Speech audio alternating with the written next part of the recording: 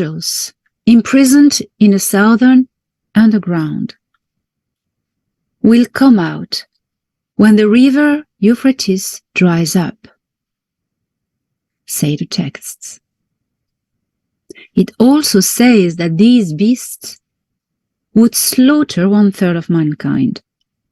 It is true, as a matter of fact, that in these days of final revelations, the Euphrates River, former Mesopotamia, nowadays Iraq, is drying up. Could we see a fulfillment of the book of Revelations? In my personal opinion and knowledge, no Anunnaki being, who are a very advanced and civilized species, would be qualified as beasts.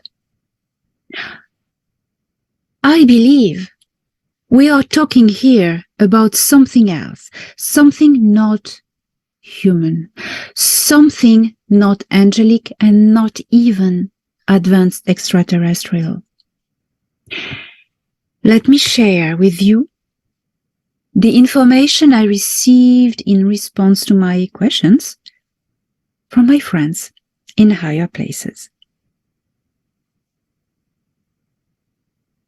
Torhan, these creatures will not be allowed to roam on the surface. We are aware of this, and not telling the population, for it would create unnecessary stirring of fear. These are ancient reptiloids who are meant to awaken when the guardians are back. These are not Anunnaki, but the demons that Enlil's faction created by genetic engineering. They are already taken care of. No sound or visual recording of them would be genuine. But I can confirm that they are real creatures chained underneath this river. We do not have the knowledge and technology to destroy them, but Una's group has. I suggest you to request communication with her.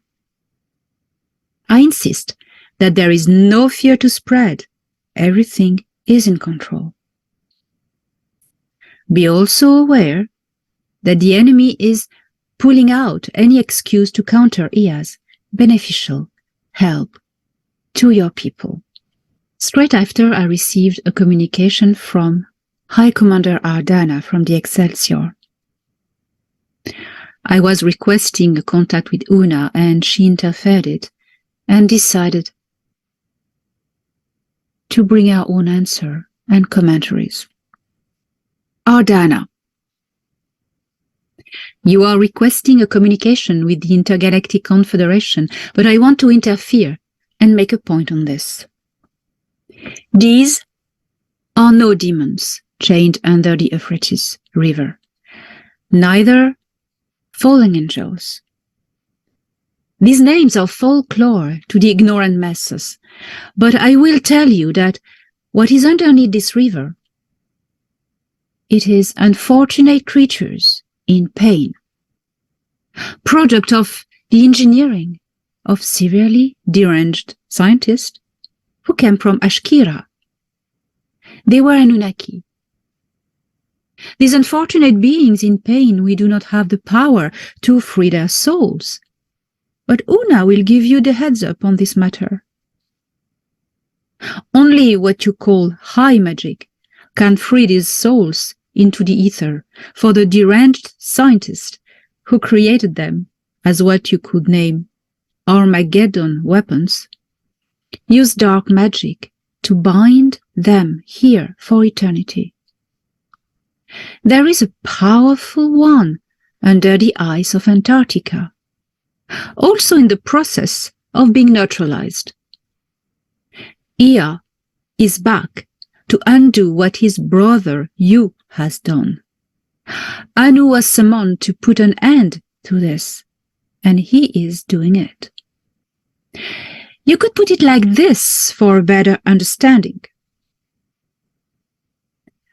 as the forces of light awaken, the armies of the dark arise.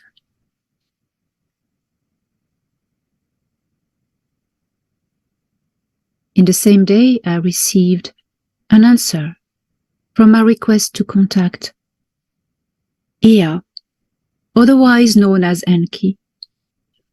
But he doesn't like to be called Enki because he's not custodian of Earth anymore. He has only been for a time. His real birth name is Ea.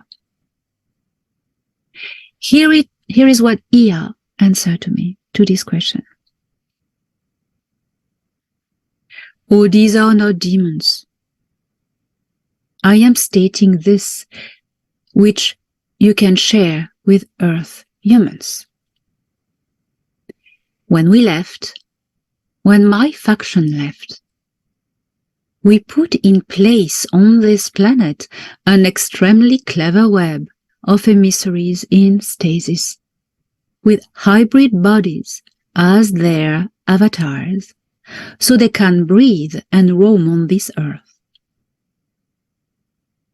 Have you noticed? With those you named the giants, we, Anunnaki, do not look like them, because they are hybrid avatars, or in our terms of technology, environmental biological suits. These are the awakening giants you are talking about. Nothing can stop our plan, and great changes are on the way for humans of Earth. Positive changes. When you do not have the military power, you develop your intelligence. Now, I will speak about these beings from under the two rivers. These are older than the flood stories, when I withdrew from Earth with my people. These beings were the product of genetic manipulation, and they would be so powerful that no army on Earth could overcome them. I wasn't involved in this.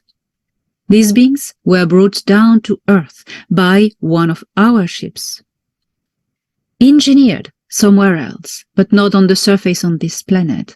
There is no danger to be worried about. I am here for you, and I am here for all of you.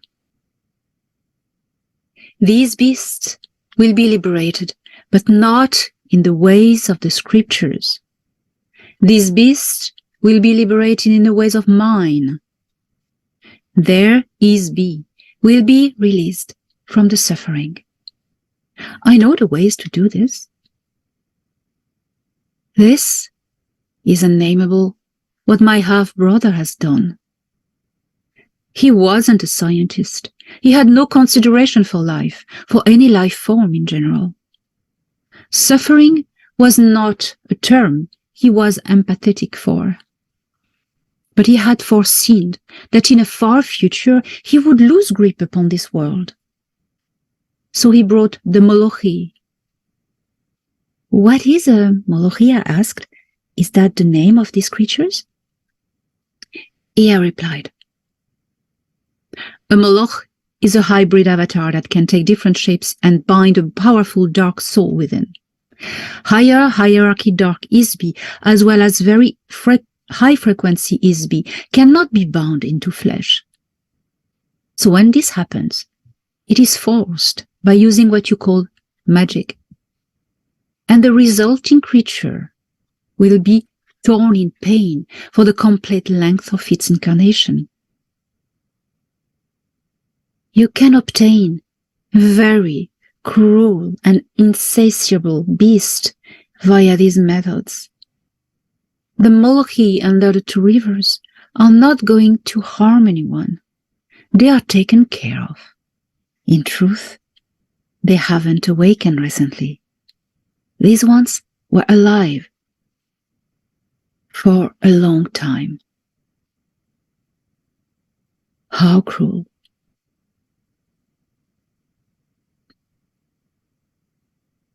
I was touched by Ea's compassion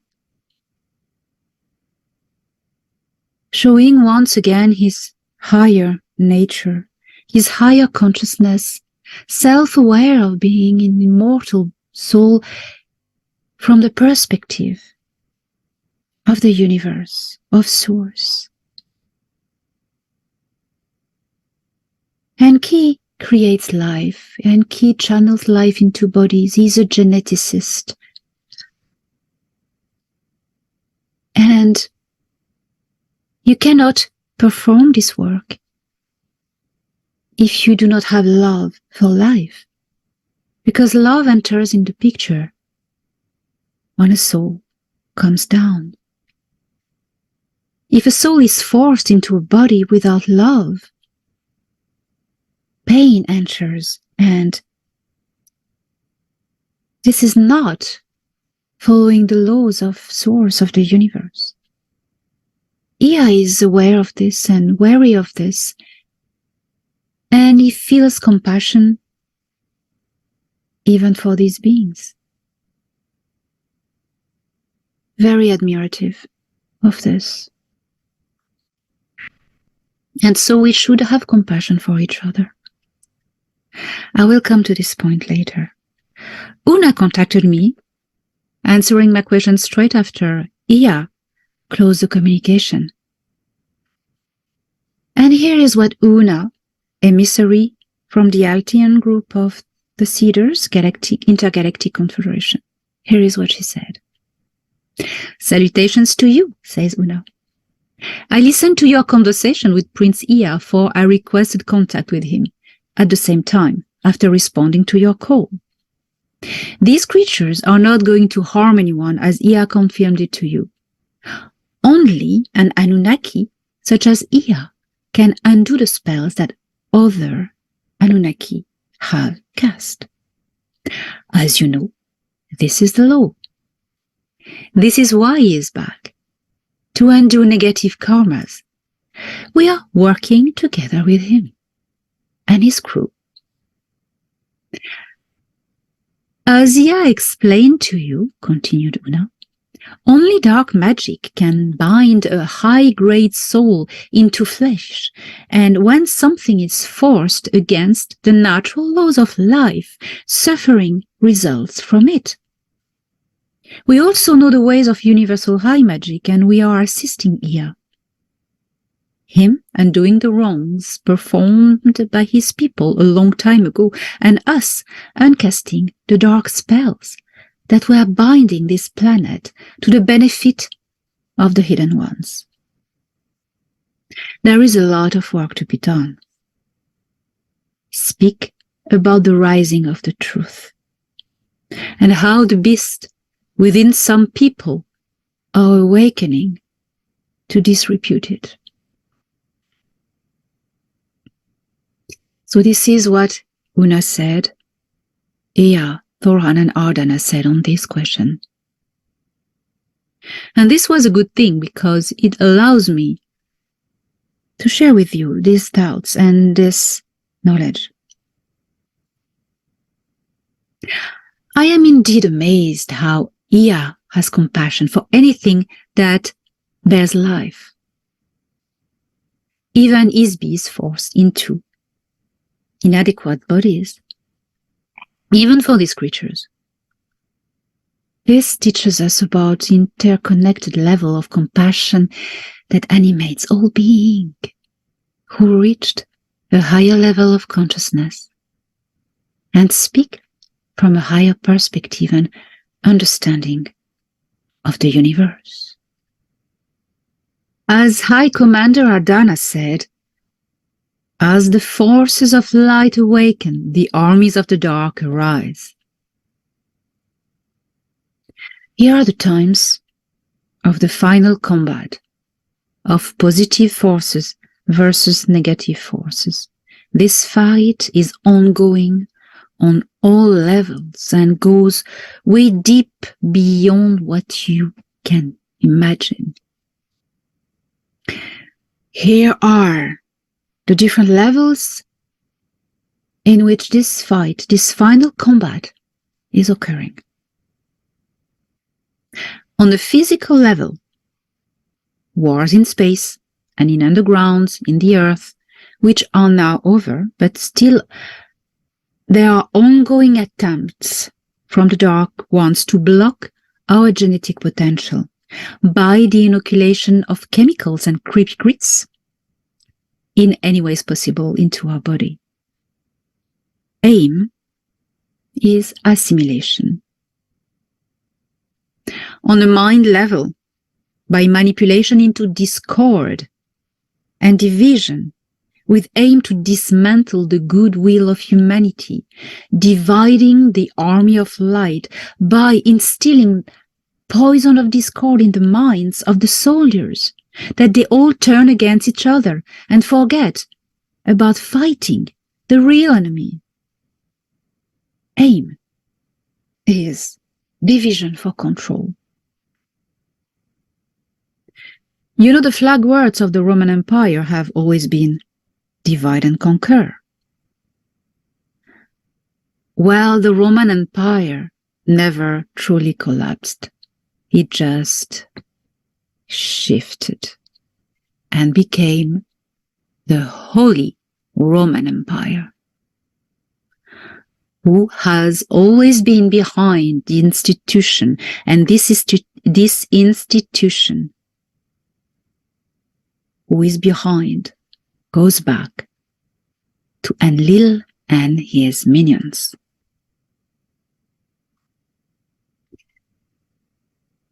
This last battle also goes on the level of consciousness, discrediting the real information by vomiting an overwhelming wave of counter-information, by both the activation of programmed MK Ultra victims and also shields from alphabet agencies. The aim is dejection, discouragement and disinterest from the fight. This war is also ongoing on an etheric level. A war between entities to win souls, your souls, to feed upon your life force and bind your minds. How many of us have been hacked, hooked, possessed by these own entities working for the dark controls of this world? They have transformed some people into puppets as a tool to create hate and division, more hate and division, and doubt, doubting hope, things that are impossible if you keep in a higher frequency that blinds them and that keeps them away, these entities. Drugs, alcohol, and sexual addictions are wide open doors to these hackers. It means to them welcome. Their aim is possession. And on a soul level, it's by convincing you to kneel in front of a human playing gods, or ETs playing gods, in order to take your power away, and that you wait for delusional salvation which will never arrive while you do not do the job and while you consent to be a slave and bent on a knee. Their aim is harvest.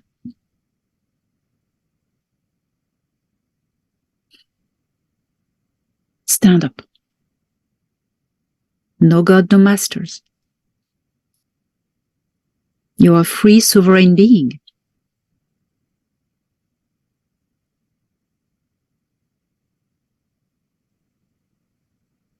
Apocalypse. This word has come to be used popularly as a synonym for catastrophe, but the ancient Greek word apocalypsis, from which it is derived, means revelation or disclosure. Apocalypsis means in Greek, in ancient Greek, disclosure.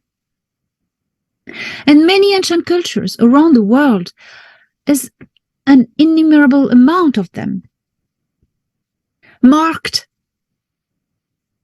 the expectation of a significant event in which the forces of good, or God, destroy the ruling powers of evil, finally, and raise the righteous to life in a messianic kingdom, as certain scripture says. It concerns expectations of the end of the present age, when the power of good will punish the wicked and reward the faithful. I believe the mention of rising the righteous in a higher kingdom is a metaphor to express the shift in frequencies of human consciousness that can only be attained by shifting our consciousness into a place of love, compassion, truthfulness, and inner peace. In all ancient traditions and predictions, all of them, be it North America, South America, Africa, Middle East, Asia, Europe, Scandinavia, the whole earth, has the same prediction and ending. They all say that at the end, God wins.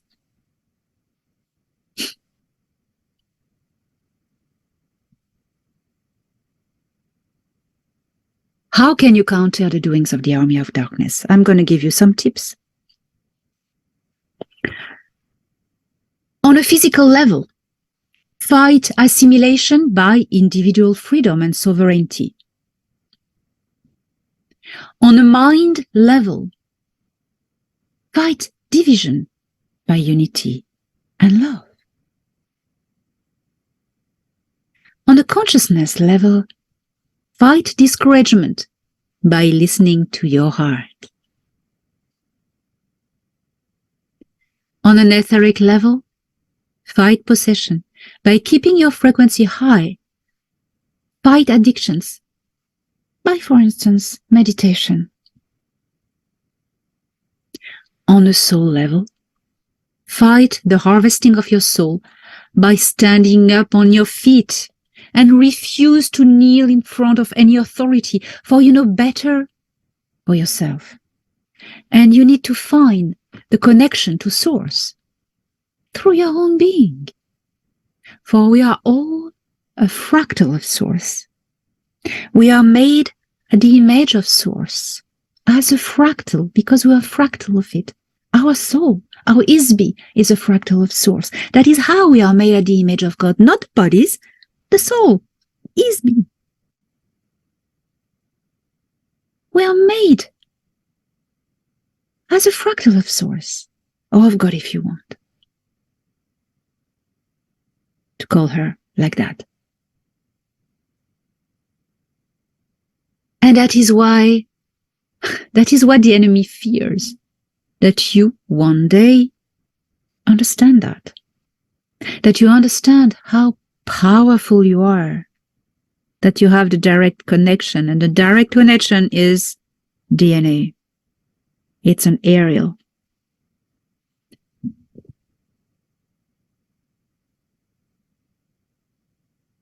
All wounds are coming up to the surface now in these times of revelation. All angers, jealousies, ego wrongly magnified, fears, insecurities. For you cannot ascend in consciousness if all of these wounds haven't been healed. That is why they come up for you, for certain of you, that you see them and you face them and you heal the younger person of you with love. These are the time of apocalypse, of the revelation, of the disclosure, when our own demons awaken and reveal themselves before our true light, to dissolve them into self-love. For the apocalypse, the greatest revelation of all, is happening right now within you. You've got this. Love.